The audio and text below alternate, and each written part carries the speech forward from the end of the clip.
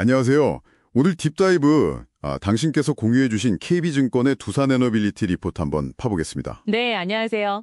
이게 보니까 목표 주가를 무려 70% 넘게 7만 5천 원으로 확 올렸더라고요. 이게 뭐 그냥 희망회로는 아닐 텐데? 그렇죠. 상당히 공격적인 상향이죠. 네. 그래서 이 과감한 예측, 도대체 뭘 근거로 하는 건지, 또 이게 에너지 시장이랑 당신에게 어떤 의미가 있을지 핵심만 딱 뽑아보겠습니다. 좋습니다. 이번 딥다이브 미션은 이 리포트를 통해서 원자력, 특히 그 SMR 시장의 미래, 이걸 좀 엿보는 거예요. 바로 시작할까요? 네, 리포트 딱 요약하면 이겁니다. 두산 에너빌리티가 두 개의 큰 성장 엔진, 그러니까 대형 원전 시장의 부활이랑 또 하나는 소형 모듈 원자로 SMR 시장이 이제 막 열리는 거. 이 두 흐름에서 아주 핵심적인 역할을 할 거다. 뭐 이런 분석입니다. 두 개의 엔진. 네, 글로벌 에너지 정책이 바뀌고 기술도 발전하고 이런 게 다 바탕에 깔려 있는 거죠. 와, 70% 이상 상향이라니?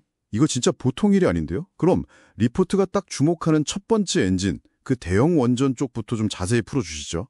어떤 변화가 있길래요? 가장 큰 거는 역시 정책 변화예요.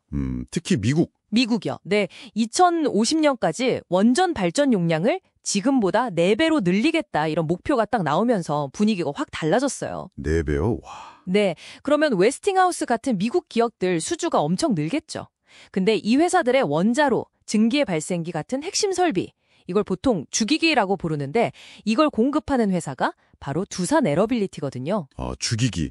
핵심 부품이군요. 그렇죠. 그러니까 직접적인 기회가 확 열리는 셈이죠. 웨스팅하우스는 이미 14개 넘게 수주 잔고가 있고요. 미국, 유럽에서 더 따내려고 지금 엄청 뛰고 있습니다. 미국의 정책 변화가 주기기 공급사인 두산한테 바로 연결되는 구조네요. 그럼 해외 수출이나 우리나라 상황은 좀 어떤가요? 이것도 괜찮아요. 체코 두코바니 원전 있잖아요. 이거 계약 확정이 거의 임박했다는 소식인데 이게 되면 한국형 원전 수출에 진짜 청신호가 켜지는 거죠. 오. 여기서 수주 성공하면 당장 내년부터 매출에 기여할 수 있을 것 같고요. 폴란드나 또 체코 다른 지역 테물린이라고 있는데 거기 추가 수주 가능성도 열려 있다고 보고요. 국내는요? 국내도 11차 전력 수급 기본 계획 여기에 신규 원전 2기 건설이 포함했어요. 이것도 긍정적인 거죠? 알겠습니다. 확실히 대형 원전 쪽은 뭐랄까 정책 변화랑 맞물려서 눈에 보이는 모멘텀이 있네요. 근데 듣다 보니 리포트의 진짜 흥분 포인트는 오히려 그 새로운 가능성, SMR 쪽에 있는 것 같기도 해요. 맞아요. 정확히 보셨어요. 여기서 진짜 주목해야 할 포인트, 뭔가요? 네, 두 번째 엔진이 바로 이 SMR, 소형 모듈 원자로 시장의 폭발적인 성장 가능성입니다. 특히 정말 결정적인 건 지난 5월에요. 미국 원자력 규제위원회 NRC라고 하죠. 네, NRC. 여기서 뉴스케일 파머라는 회사의 SMR 설계를 승인했는데 이게 유일하게 승인된 거예요. 잠깐만요. 유일하게요? 다른 경쟁사들은 아직 네, 아직 못 넘었어요.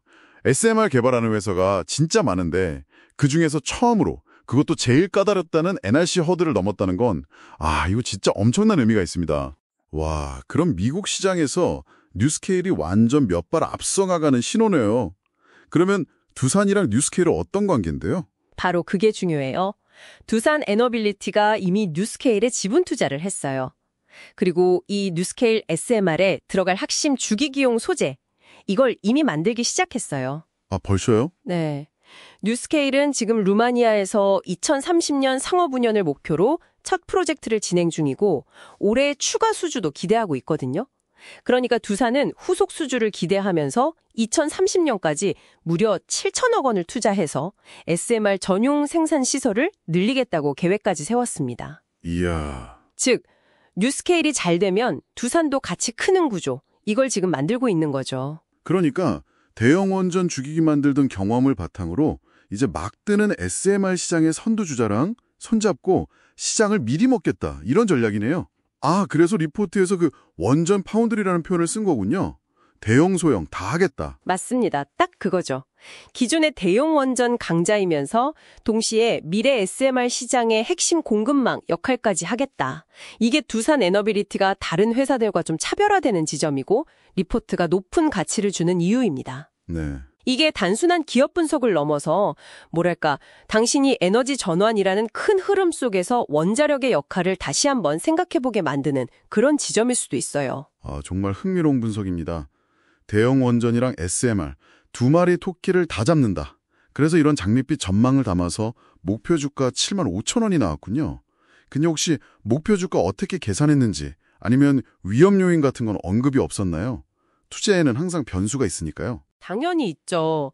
리포트에서는 DCF 방식, 그러니까 미래 현금 흐름을 할인해서 가치를 매기는 방식으로 목표 주가를 계산했다고 밝혔고요. 시나리오별 분석도 당연히 제시했어요. 시나리오들로는 어떻게 봤나요? 기본이 7만 5천 원이고요. 아주 긍정적인 시나리오, 그러니까 모든 게 다 잘 풀리면 9만 원까지도 보고 반대로 좀 안 풀리는 부정적 시나리오에서는 6만 원까지도 보고 있습니다. 어떤 변수들이 중요하게 작용할까요? 오르거나 내리는데요. 역시 수주죠. 체코 말고 다른 대형 원전을 또 수주하느냐 이게 중요하고요. 특히 SMR, 이게 상용화되는 시점이 핵심 변수입니다. 아, SMR 상용화 시점. 네, 뉴스케일 프로젝트가 계획대로 착착 잘 진행되고 추가 수주가 막 나오면 주가에는 당연히 좋겠죠. 근데 만약에 체코 수주가 안 되거나 SMR 상용화가 생각보다 막 늦어진다. 그러면 리스크 요인이 될 수 있다. 이 점도 명확히 하고 있습니다. 네, 정리를 좀 해보면 KB증권 리포트는 두산에너빌리티가 글로벌 원전 시장 확대, 그리고 뉴스케일을 중심으로 한 SMR 시장 개화, 이 두 개의 큰 파도를 타고 도약할 잠재력이 아주 크다, 이렇게 판단한 거네요. 그렇죠. 특히 뉴스케일과의 파트너십, 그리고 SMR 생산 능력 투자가 미래 가치를 높이는 핵심 동력으로 본 거고요. 맞습니다. 여기서 이제 당신께 던지는 마지막 생각할 거리는 이거예요.